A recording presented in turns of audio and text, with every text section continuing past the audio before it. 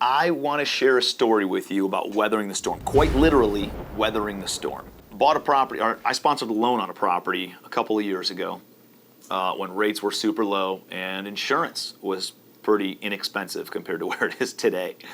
I was kind of like a passive partner. These other GPs were the money guys and the operators, and they just needed me to sign on the loan as kind of like for my balance sheet because I had the experience and stuff in owning and managing that size of a deal. It's like a $100 million deal, the biggest deal I've ever done as well. And so it was pretty passive for about 18 months.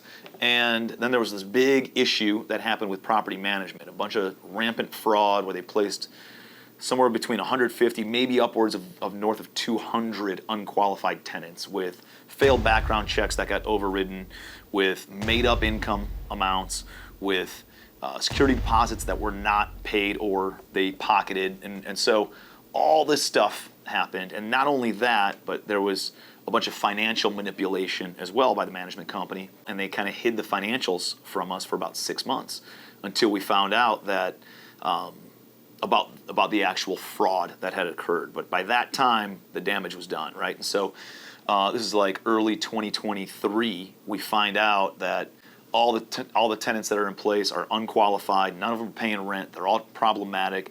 There's crime that's rampant across the property, and nothing but issues. And all the good tenants are moving out. The city's upset.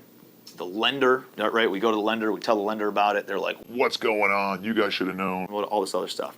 And I'm coming out like, "Hey, I'm not even the operator on this thing," and I find out about this. Long story short, my team ended up going in 2023 and taking over operations. I had the most experience. I had the most access to resources, team members, willingness to raise money, ability to raise money, and that kind of stuff. And so we infused and injected a whole bunch more capital.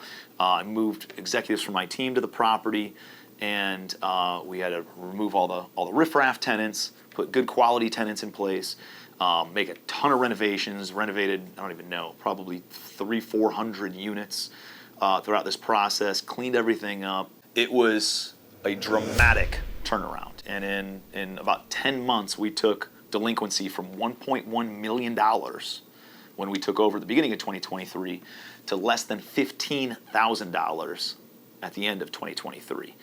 And so a lot of different moving parts. We took occupancy from somewhere, I think it was in the mid-30s or high 30% occupancy of economic occupancy. Obviously, a lot more was physically occupied.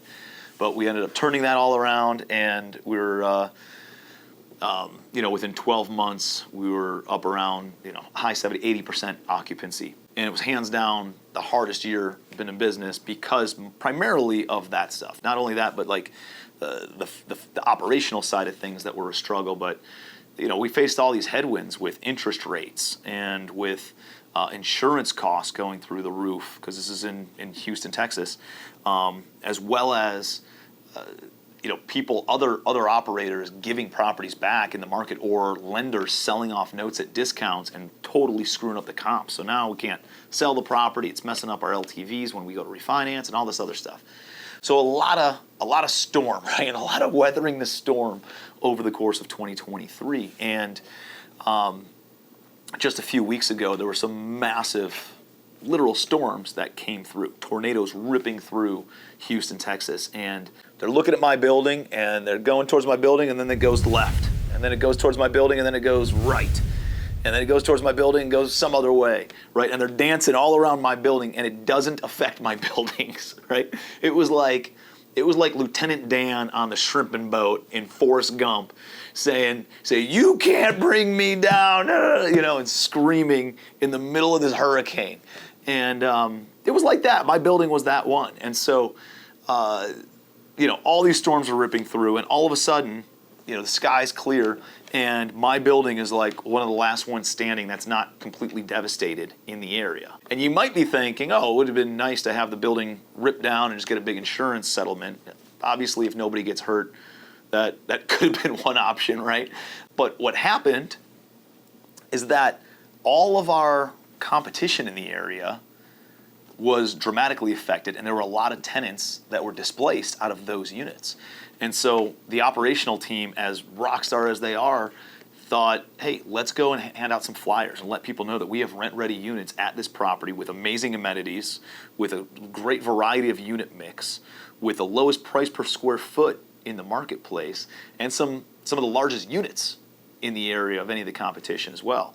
And they went out, they started handing out flyers, and they signed 56 leases in 6 days.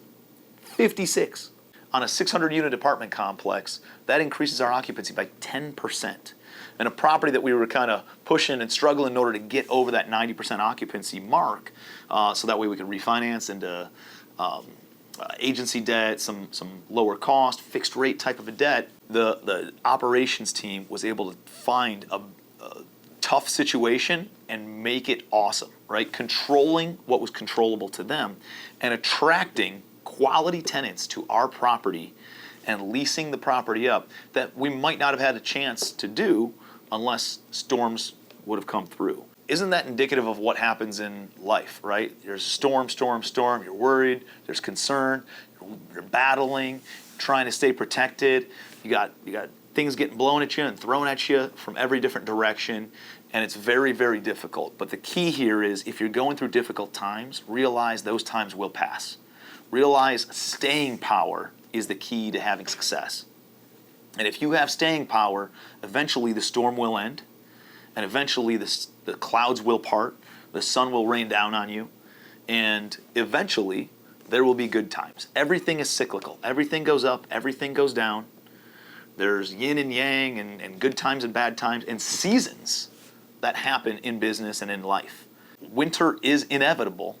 Making sure that you set some stores aside to ensure that you can make it through those tough times. And as you have a long-term growth, and as you have this awareness of market cycles and the economy and things going up and things going down, you'll be able to maintain a long-term vision.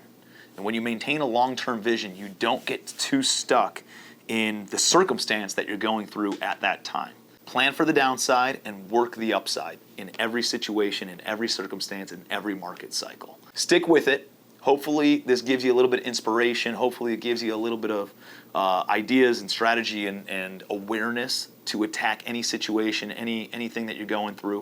And if I can be a resource for you, please don't hesitate to reach out. If I can help you out, if I can give you some ideas and strategies or be a connection for you, don't hesitate to shoot me a direct message on Instagram, on Facebook, leave a comment right here on YouTube, and let me be there for you. There's a lot of people who help me out along the way, and I'd love to be a resource for you and help other business owners as they're going through that growth trajectory to put you in a position for future success, so that way you can build the business that you want, build the life that you want.